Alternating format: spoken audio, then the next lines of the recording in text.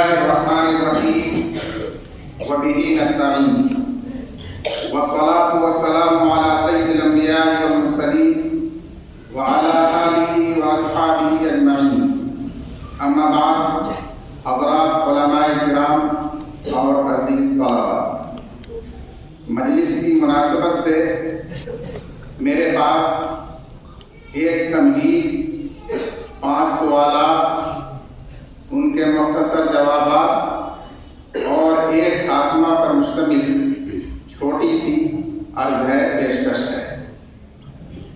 تمہید یہ ہے کہ یہ جامعہ رحمانی اور خانقاہ رحمانی تحریکات کی آماجگاہ ہے، تاریخ کے اوراق اس پر شاہد ہے۔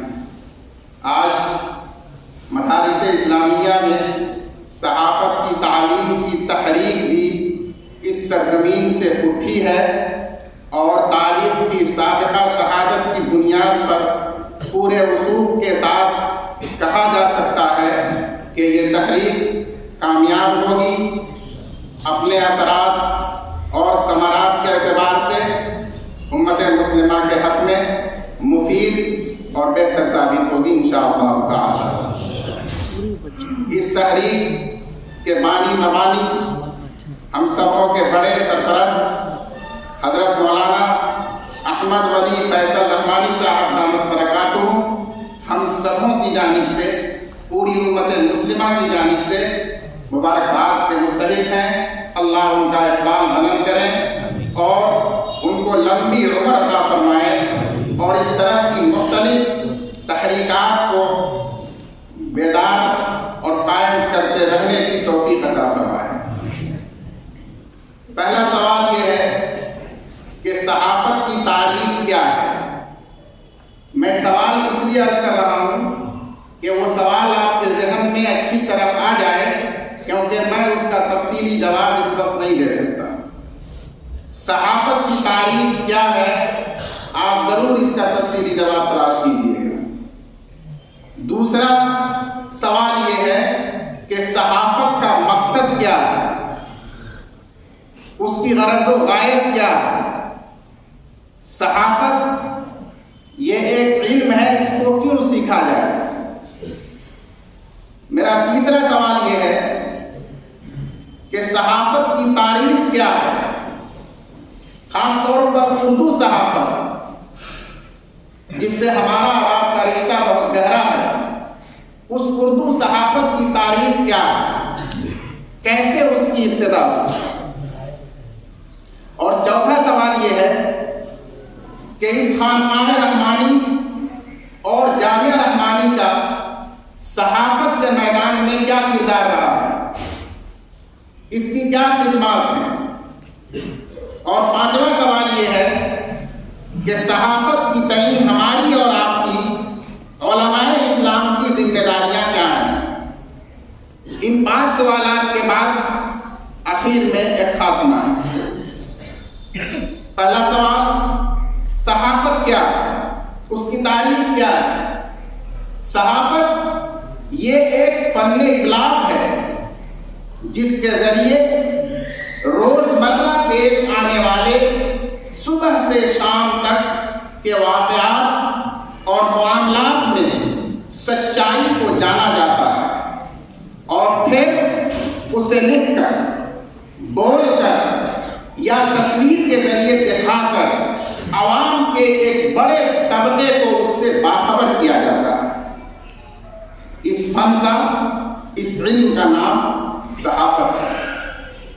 اس کا مقصد کیا ہوتا ہے؟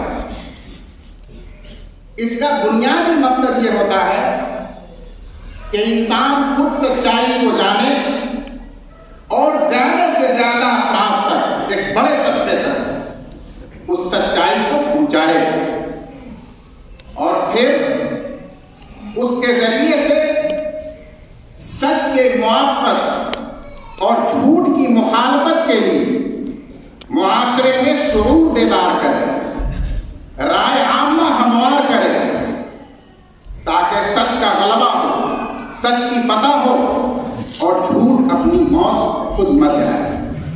اسی طرح اس کا ایک اہم مقصد یہ ہوتا ہے کہ عوام الناس کے جو جذبات اور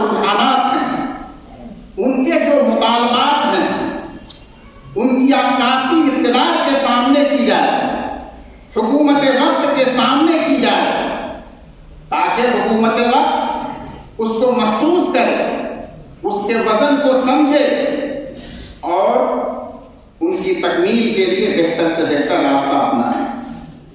اسی طرح صحافت کا ایک مقصد یہ بھی ہوتا ہے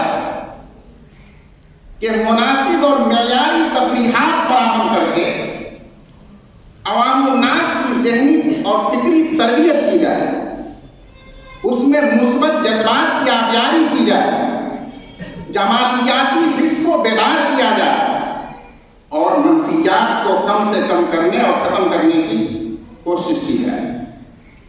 اسی طرح سے صحافت کا ایک اہم مقصد یہ بھی ہوتا ہے کہ جو زبان ہے، جو ہمارا ادب ہے، جو ہماری تاریخ ہے، جو ہماری روایت اور تہذیب ہے، اس کو ہر سطح پر، ہر طبقے میں، غیروں میں اور دور دراز خطوں تک اس کو پہنچایا جائے، اس کو فروغ دینے کی پوری جدوجہد کی جائے۔ یہ مختلف اور اہم مقاصد ہیں۔ تیسرا سوال، صحافت کی تاریخ کیا ہے؟ خاص طور پر ہم اردو صحافت سے گفتگو کرنا چاہتے ہیں۔ آپ حضرات کو یاد رکھنا چاہیے کہ اردو زبان میں سب سے پہلا اخبار، جبکہ ملک کی زبان فارسی تھی، سرکاری زبان فارسی تھی، لیکن اردو یہ ابھی نہیں پیدا ہوئی تھی، اسی وقت اردو زبان کا سب سے پہلا اخبار شہر میسور، شہید آزادی اور ہندوستانی تاریخ کا سب سے دوراندیش حکمراں ٹیپو سلطان شہید نے جاری کیا تھا۔ اس اخبار کا نام فوجی اخبار تھا، اگرچہ اس کا دائرہ صرف فوج اور سپاہیوں تک محدود تھا، لیکن بہرحال فوجی اخبار اور صحافت میں اگر پہلا نام بلا کسی خیر کے لیا جائے تو ٹیپو سلطان کا لیا جائے۔ دوسری جانب ایک دہلی کا مولوی ہے، عالم ہے، مولوی محمد باقر دہلوی، اس نام کو بھی یاد رکھیے گا کہ صحافت کی ابتدا، خاص طور پر وہ صحافت جو مطبوعہ ہو، وہ صحافت جو عوامی ہو، مطبوعہ عوامی صحافت اردو زبان میں، اس کی بنیاد رکھنے والا ایک مولوی ہے، بوریا نشین ہے، مولوی محمد باقر دہلوی۔ انہوں نے 1836 عیسوی میں دہلی سے اردو اخبار نکالنا شروع کیا اور پورے 21 سال تک مسلسل ہفتہ وار یہ اخبار نکالتے رہے 1857 تک۔ 1857 میں جب جنگ ہوئی اور انگریز اس میں غالب آ گئے، اس موقع پر انہیں توپ سے اڑا کر شہید کر دیا گیا۔ یہ ہے اردو صحافت اور اردو اخبار کا پہلا شہید، بانی مبانی مولوی محمد باقر دہلوی۔ چوتھا سوال، خانقاہ رحمانی اور جامعہ رحمانی کا کردار کیا ہے؟ آپ حضرات نے سنا ہے کہ حضرت منگیری رحمۃ اللہ علیہ نے جب خانقاہ رحمانی کی بنیاد ڈالی تھی تو اسی بنیاد کے ساتھ ساتھ یہاں پریس بھی قائم کیا، جبکہ اس وقت بہار اور اس کے متصل صوبوں میں پریس کا عام رواج نہیں تھا۔ اس زمانے میں یہاں پریس لا کر باقاعدہ چھپائی کے لیے قائم کیا گیا تھا اور وہ قائم کرنے والے حضرت منگیری تھے، اور اس کے ذریعے سے قادیانیت، عیسائیت اور دوسرے باطل فرقوں کی ترتیب کے لیے اس قدر لٹریچر شائع کیے جاتے تھے کہ حضرت منگیری کا یہ مشہور مقولہ یاد رکھیے گا جو صحافت کے میدان میں ریڑھ کی ہڈی کی حیثیت رکھتا ہے کہ اتنا لکھو، اتنا چھاپو اور اس کو اتنا زیادہ عوام تک پھیلا دو کہ جب کوئی آدمی صبح کو اٹھے تو اس کے سرہانے قادیانیت کے خلاف لکھا ہوا کوئی لٹریچر ضرور مل جائے۔ صحافت اسے ہی کہتے ہیں کہ آدمی اپنی بات کو اس کثرت سے پھیلائے، اتنی تیزی کے ساتھ پھیلائے کہ ہر شخص پہلی نظر اگر کسی چیز پر ڈالے تو وہی بات کو جو ہم اس کے کام میں ڈالنا چاہتے ہیں۔ اس کے بعد دور آیا امیر شریعت رابع حضرت مولانا منت اللہ رحمانی رحمۃ اللہ علیہ۔ آپ کو معلوم ہونا چاہیے کہ وہ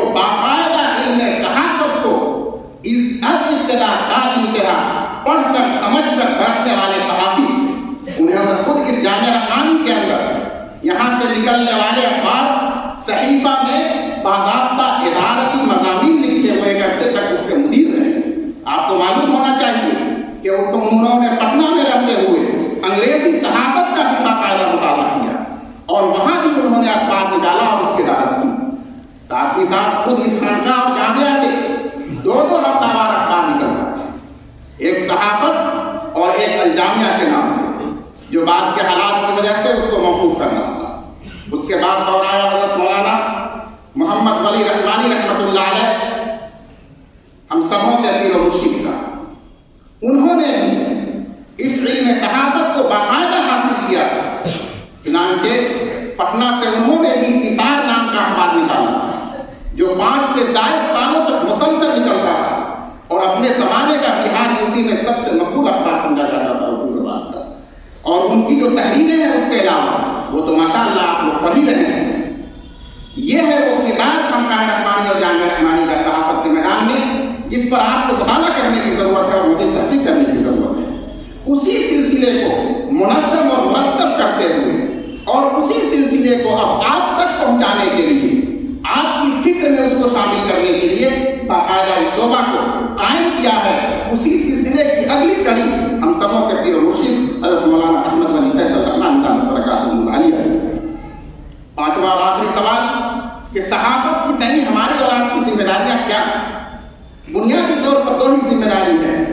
पहली जिम्मेदारी कि जिस जगह हम तालीम हासिल कर रहे हैं वहाँ की जो रिवायत है सहाफ़त के मैदान में, वहाँ की जो खिदमत है सहाफ़त के मैदान में, वहाँ का जो निज़ाम और अंदाज है सहाफ़त के मैदान में, जिस तरह यहाँ के तसव्वुफ़ को हम लेते हैं, जिस तरह हम यहाँ के सुलूक को लेते हैं, जिस तरह यहाँ से इल्म को हम ले रहे हैं, उसी तरह से हम इस खानकाह और जामिया से यहाँ की सहाफ़त को भी लें और अपने अंदर उसको भी जज़्ब करके ले जाएं। ये हमारे और आपकी पहली जिम्मेदारी है।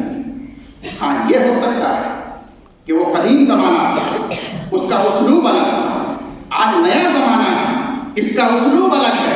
इस नए ज़माने में नए उसलूब के मुताबिक जो उसके ख़ास तौर तरीके हैं, उसके लिए बाकायदा ये शोबा कायम कर दिया गया है। इसके ज़रिए से हम वो मिजाज और वो ज़ौक़ सहाफ़त का यहाँ से लेके जाएं। ये हमारे लिए मुस्तक़बिल में एक बेहतरीन हथियार का काम करेगा इंशाअल्लाह। और दूसरी जिम्मेदारी ये है कि जैसा कि आपने सुना मौलाना अब्दुल अहद अज़हरी साहब ने बताया कि आज सहाफ़त ज़हर आलूदा हो चुकी है और इसका मकसद उन मकासद से बिल्कुल दूर जा चुका है। आज प्रोपेगेंडा करना, सच को झूठ बनाना, मुल्ज़िम को बरी करना, बरी को मुल्ज़िम करार देना, इस्लाम को बदनाम कर देना, मुसलमानों को ज़बह करने का मंसूबा, ये सारी चीज़ें सहाफ़त के ज़रिए की जा रही हैं। याद रखिए, आप कल भी मुस्लिम थे, आपकी तारीख़ की इस्लाह से लबरेज है, आपका काम इस्लाह कर देना है। आप जिस तरह समाज में इस्लाह करते हैं उसका नाम इस्लाह मुआशरा है। आप जिस तरीके से सियासत की इस्लाह कर सकते हैं, उसी तरह आपकी ये दूसरी बड़ी जिम्मेदारी है कि आप सहाफ़त को सीख कर सहाफ़त की इस्लाह करें। मेरे भाइयों, आज आपको सहाफ़त दावत दे रही है, बल्कि एक मज़लूम की हैसियत से पुकार रही है कि आओ आओ उलमाए किराम और हमारी इस्लाह करो, हमें लूटा जा रहा है, हमारी इज्जत बचाओ। ये आपकी जिम्मेदारी है, इसलिए आपको सहाफ़त सीखना होगा। और खात्मे में मैं इस शोबे के जिम्मेदार और डायरेक्टर अज़ीज़ गिरामी बरादर मोहतरम फज़ल रहमानी सल्लल्लाहु को बहुत बहुत मुबारकबाद देता हूँ।